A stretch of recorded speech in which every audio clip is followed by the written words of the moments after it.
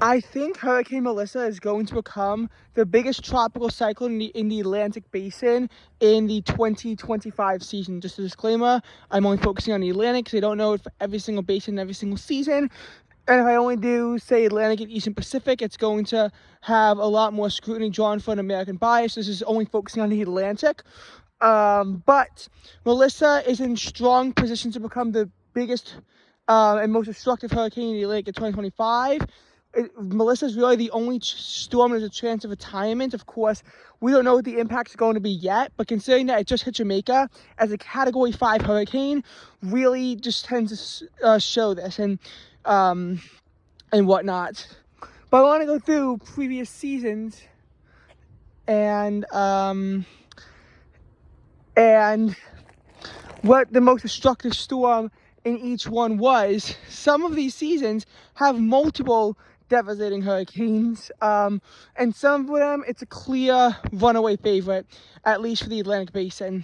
And obviously in some cases only one storm has been retired, which makes it pretty easy. And in some cases many names have been retired. In one season we're going to discuss, none of them have been, but I don't think we have enough time to go back to 2014. So we'll just see how deep I feel like going. But in 2024, 3 names were retired: Beryl, Helene, Milton. But it's pretty clear Hurricane Helene was the worst of them all, as it caused over 200 fatalities as it hit the southeastern United States, it hit Florida as a Category 4 hurricane and proceeded to unleash historic and devastating flash flooding across southeastern states like Georgia, South Carolina, Tennessee, and Virginia, but most notably in the state of North Carolina. In North Carolina, it will become one of the deadliest and the costliest storm in state history, as over 100 people died in North Carolina alone from the effects of the storm, which is just absolutely mind-boggling when you think about it. While Beryl and Milton were very destructive, Milton's fatality count was in the 40s, if I remember correctly, while Beryl's was in the 80s, and Beryl's damage total was under $10 billion. Milton was was around $30 billion, but still not as much as Helene, which wound up being about $80 billion. So in 2024, Milton was bad, Helene was worse. And Helene is the worst storm of the 2024 season in the Atlantic, and likely in all basins, because I don't really remember any storm in 2024 being worse than Helene in any basin. 2023, obviously the worst storm, if you include the Atlantic and Eastern Pacific, is Otis, but I said we're not doing that.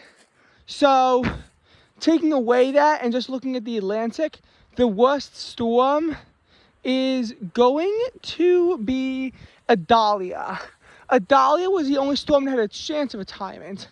Obviously it wasn't, but it was the only storm that even possessed, a chance of being retired. Oh my God, this is low-key beautiful. Anyway, yeah, Idalia was the only storm that possessed a chance of being retired. It caused about 12 deaths, a lot of them due to rip currents, and about $3.6 billion in damage. As the storm struck the southeastern United States, it made landfall in Florida as a Category 3 hurricane. And oh my God, it's even more beautiful. And it also affected Georgia and the Carolinas. 2023 was a relatively quiet year for the Atlantic due to relatively few storms making landfall, and the ones that did were mostly weak and didn't cause a whole lot of damage. You had Tropical Storm Ophelia, which caused a little bit of damage that went up the East Coast, but not that much. And I'm honestly not sure if any other storms actually wound up making landfall in the U.S. in 2023. The impacts of 2023 in the U.S. were, again, very light. Very light. 2022, not the case. And even though both Ian and Fiona got retired, Ian is obviously worse. It caused over $113 billion in damage, primarily in Florida, and 160 fatalities, again, primarily in Florida.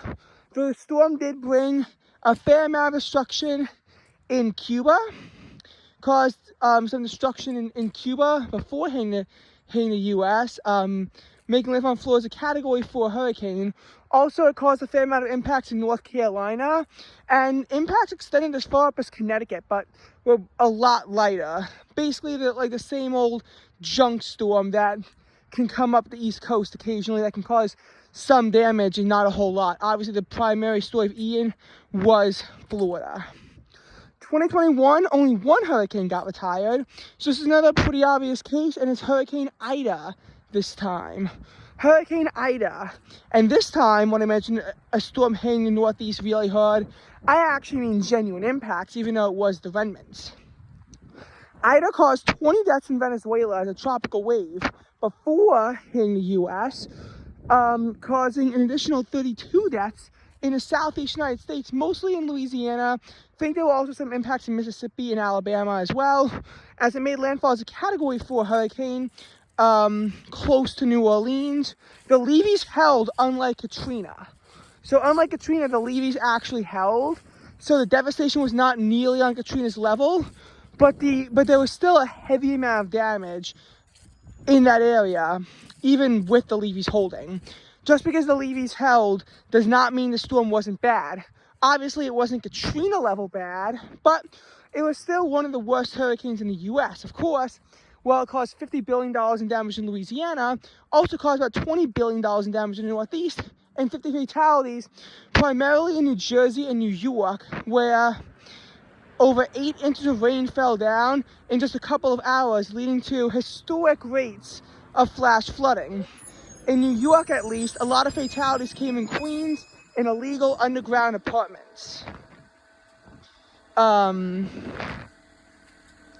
This also prompted the first flash flood emergencies in the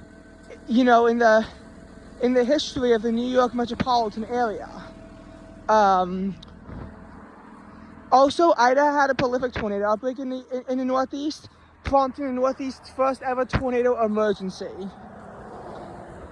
And one of these tornadoes did wind up being fatal.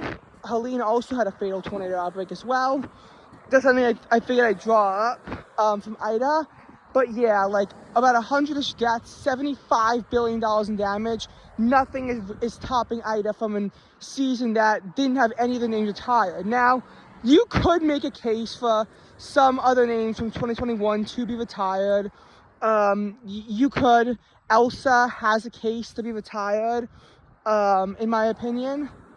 But obviously, by far and away, the worst of the storms was Idalia. 2020 was the most active Atlantic hurricane year on record. And I'm going to not let my American bias attract me here, and I'm going to say Hurricane Ada was the worst storm. Obviously, Hurricane Laura hit Louisiana as a Category 4 storm, causing $20 billion in damage in the U.S., and the lives lost were pretty heavy. About 40 deaths in the U.S., as well as 30 deaths in Haiti, where it caused bad flooding as a tropical storm. But Ada's death count was about 200.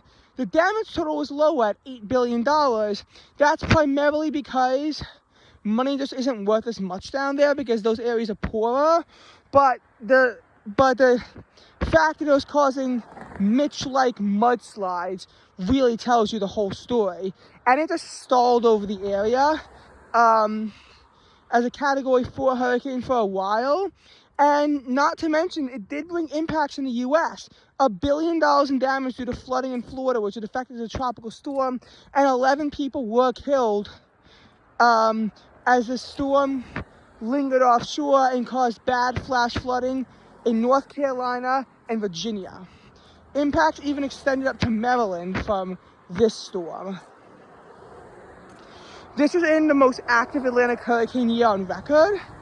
In my opinion, at least 7 storms had strong cases to be retired. Laura, Ada, and Iota were gone, and they probably should have retired names like Delta, Zeta, Isaias, and Sally, but didn't. all these storms had strong cases to be retired. This in 2019 and what happened, I guess, with COVID is what really shifted the requirements for retirement to be upped a little bit, which I don't fully agree with, but whatever.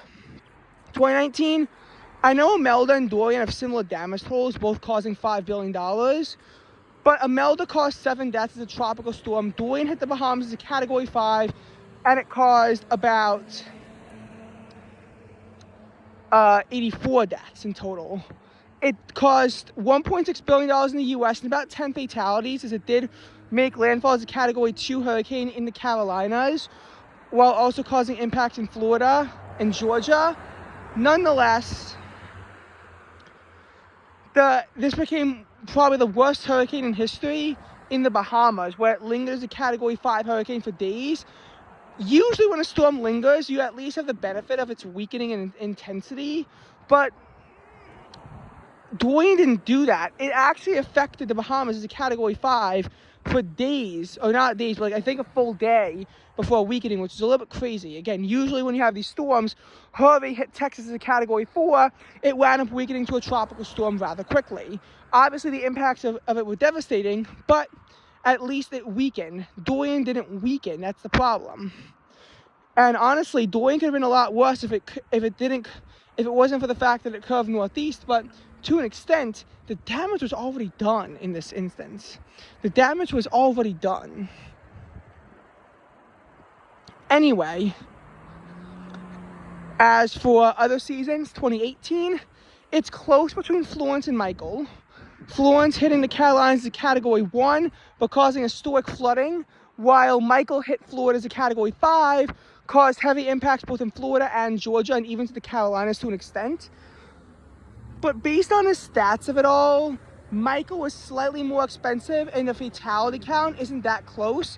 Florence was in the 50s, if I remember correctly. Michael wound up being in the 70s. Michael also caused more international impacts as well. So I do think Michael is the worst storm here of the two. It's tough to compare. You know, this 2017 is another tough case because you had 3 historic hurricanes. Harvey causing $125 billion in damage, around 100 deaths. Irma was caused about 140 deaths-ish, and about $80 billion in damage. And Maria was caused 3,000 deaths and about $90 billion in damage. However, because of what happened in Puerto Rico from Maria, where it hit as a Category 4 hurricane, I'm going to say that Maria was the worst of them all, just because of the lives lost. Obviously, Puerto Rico is more underdeveloped and in more poverty than like Texas and Florida. But nonetheless, I'm still going to say Maria was worse. Although Irma did cause heavy impacts in as a Category 5 in the Caribbean as well. But again, I think that Maria's in this instance are worse. 2016, it's got to be Matthew for what Matthew did in the Caribbean, especially to Haiti, where over 500 people died from the storm. And that's where I'm going to conclude.